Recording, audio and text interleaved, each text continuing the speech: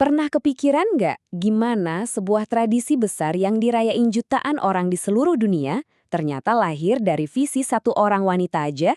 Nah, hari ini kita bakal selami kisah luar biasa tentang iman, perjuangan, dan ketekunan di balik Hari Raya Corpus Christi. Semuanya dimulai dari seorang biarawati sederhana bernama Santa Juliana dari Liège. Mungkin banyak dari kita yang pernah ikut merayakannya, tapi tahu nggak sih asal-usulnya? Kalian mungkin mikir, pasti dari seorang paus atau teolog hebat. Tapi ceritanya, jauh lebih mengejutkan dari itu. Semua ini berawal dari visi seorang biarawati muda yang hampir aja terlupakan dari Belgia. Oke, perjalanan kita mulai di kota Liège, Belgia di abad ke-13. Disinilah seorang gadis muda bernama Juliana memulai hidupnya dalam pengabdian. Waktu itu dia sama sekali nggak tahu kalau sebuah panggilan ilahi bakal mengubah takdirnya selamanya. Juliana ini jadi yatim piatu dari kecil loh. Dia dibesarkan oleh para suster Agustinian dan dari awal emang udah punya devosi yang dalam banget, terutama pada sakramen Maha Kudus. Tapi semua berubah total pas dia menginjak usia 16 tahun. Coba bayangin deh, setiap kali berdoa, Juliana terus-terusan melihat penampakan yang aneh. Sebuah bulan purnama yang bersinar terang banget, tapi ada satu garis gelap, satu noda hitam yang mengganggu. Awalnya dia coba cuekin, mikir itu cuma imajinasinya aja. Tapi penglihatan itu balik lagi, dan lagi, seolah-olah minta buat dipahami. Nah, setelah bertahun-tahun penuh tanda tanya, akhirnya arti di balik penglihatan misterius itu terungkap juga. Dan momen inilah yang mengubah Juliana dari seorang biarawati biasa menjadi pembawa pesan dari surga. Jadi dalam visinya, Juliana dapat penjelasan yang super jelas. Bulan itu tuh simbol gereja yang udah bersinar dengan banyak hari raya. Terus noda hitamnya? Nah, itu dia. Noda itu adalah sebuah perayaan yang hilang. Sebuah hari raya khusus untuk menghormati sakramen Maha Kudus yang waktu itu cuma disinggung sekilas pas Kamis Putih, hari yang udah sibuk banget dengan perenungan sengsara Kristus. Misi ini punya 3 tujuan penting banget. Pertama, untuk memperteguh iman, terutama pas banyak yang mulai ragu. Kedua, untuk jadi sumber kekuatan spiritual bagi umat. Dan yang ketiga, sebagai silih atau perbaikan atas segala penghinaan terhadap sakramen Maha Kudus. Jadi ini bukan sekedar pesta, tapi juga sebuah benteng iman. Bisa bayangin nggak rasanya, dapat tugas segede itu langsung dari surga? Juliana merasa kecil banget, nggak layak. Dia kan cuma seorang biarawati sederhana. Rasa takut dan rendah hatinya bikin dia menyimpan rahasia ini selama bertahun-tahun, nunggu sampai ada perintah yang lebih tegas untuk mulai bertindak.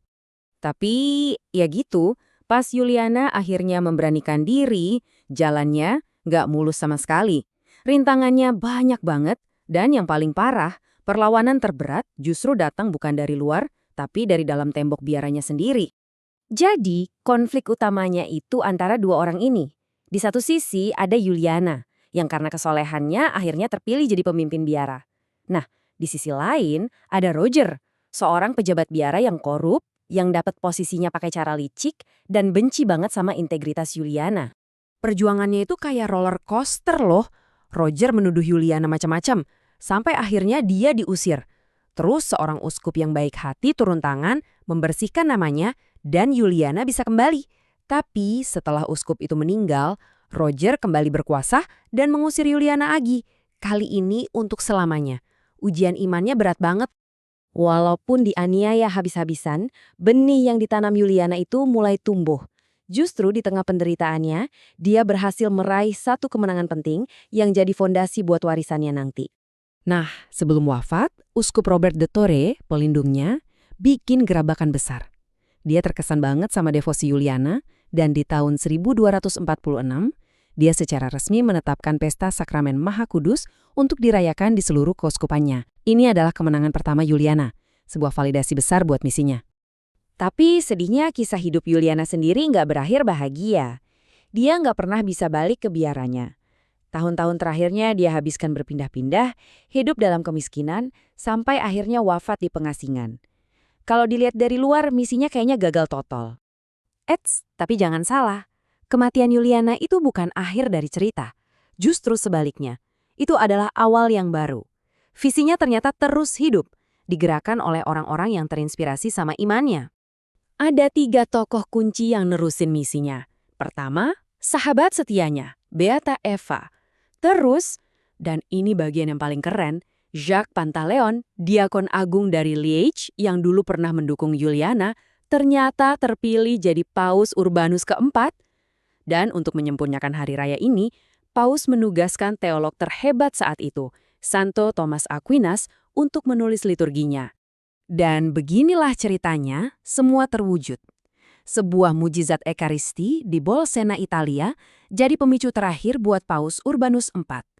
Di tahun 1264, beliau mengeluarkan dekret kepausan yang namanya Bulla, yang secara resmi menetapkan Corpus Christi sebagai hari raya untuk seluruh gereja. Visi seorang biarawati yang wafat dalam pengasingan akhirnya jadi kenyataan universal. Kisah Santa Juliana ini kan jadi pengingat yang kuat buat kita semua. Satu visi, kalau dipegang dengan iman dan ketekunan, bahkan di tengah penderitaan sekalipun, ternyata benar-benar bisa mengubah dunia. Nah, ini ninggalin kita sama satu pertanyaan. Apa keyakinan yang begitu dalam buat kita, dan warisan apa yang bakal kita bangun di atasnya?